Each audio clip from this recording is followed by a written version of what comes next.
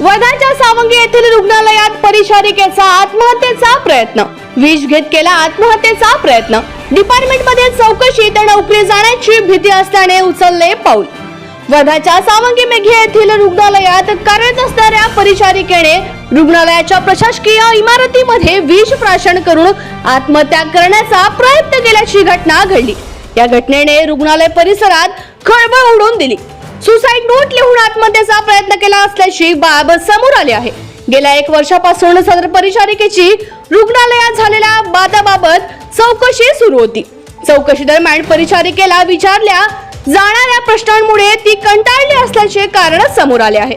या प्रकरणी सावंगी पोलीस स्टेशनला तक्रार देण्यासाठी परिचारिकेच्या पतीने प्रयत्न केलाय. अद्याप तक्रार घेतली नसल्याची माहिती समोर आली आहे.